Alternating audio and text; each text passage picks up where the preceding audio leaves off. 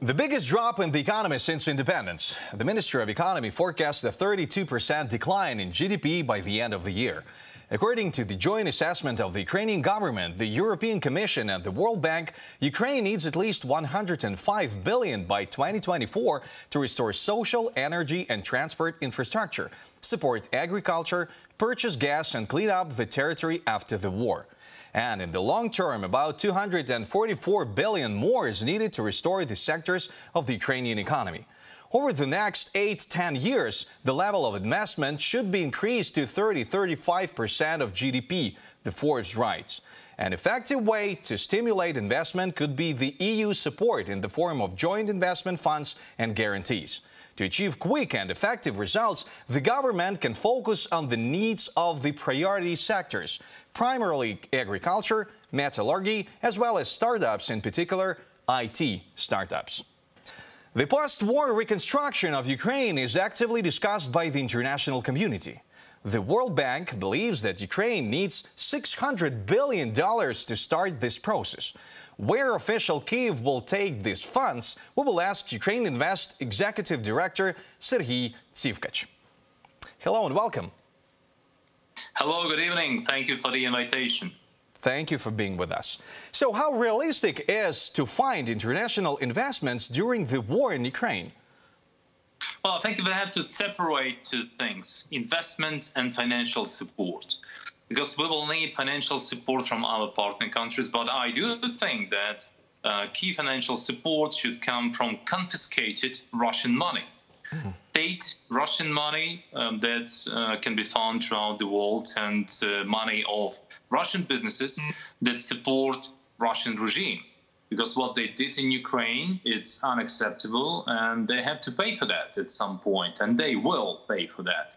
We have seen already statements from Polish Prime Minister that money have to be confiscated, not just frozen. We have seen concrete steps from Canadian government and from US government, from our partners, towards this activity. This money will be used to restore our critical infrastructure, but we will also need private money. Private money will enable Ukraine to develop our economy to a new level, like 2.0 level, bring new technologies, bring new companies that will ensure access to regional and global supply chains of Ukrainian companies and their partners from throughout the world. So this sum is quite possible to get? It is possible. It will be hard work because we have to coordinate this activity with many countries throughout the world. But Ukraine is already effectively working with partners, and I'm positive that this will be possible. Probably we will not be talking about $600 billion in 2023. It will be a gradual financial support to rebuild Ukraine, and it will be done in accordance to a so-called new Marshall Plan for Ukraine. And that initiative will be definitely created and coordinated between Ukraine and key international partners. How many companies that run business in Russia are ready to invest into Ukraine? Well, we have seen more than 1,000 companies that stopped business in Russia. More than 200 companies stopped investment plans in Russia. We, as Ukraine Invest, governments of Ukraine Investment Attraction and Support Office, we are in touch with all of them. So we have about tens of effective communications. We have seen company Kingspan is the Irish global company that was one of the first ones to leave Russia and one of the first ones to announce significant investments into Ukraine. They will invest more than $250 million.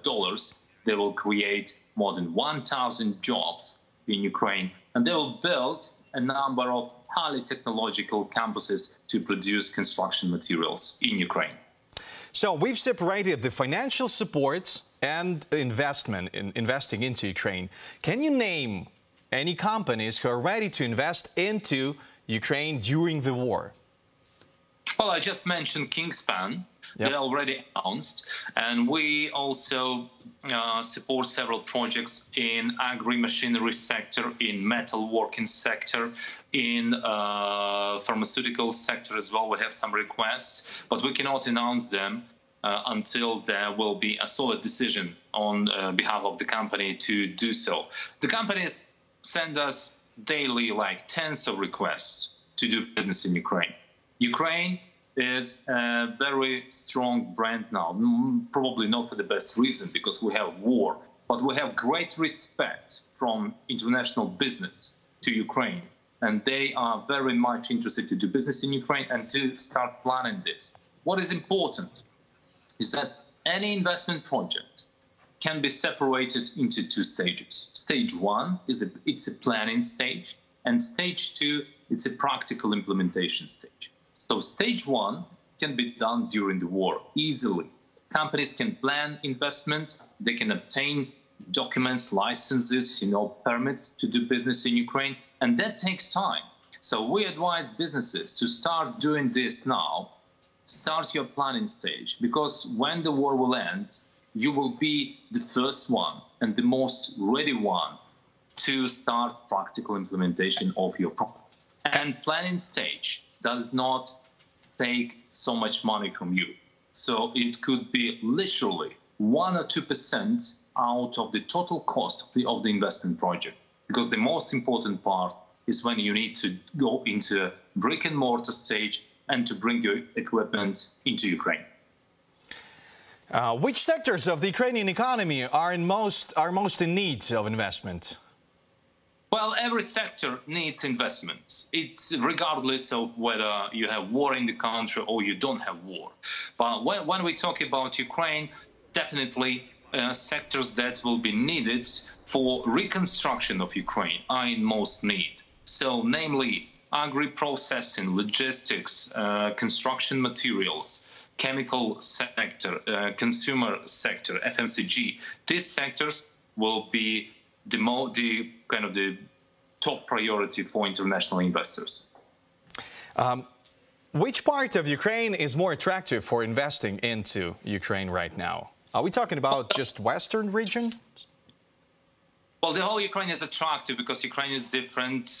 If you go to one region, you can be focused on the specific sector of economy as machinery or metalworking or the coal extraction. So then we talk about eastern regions mainly.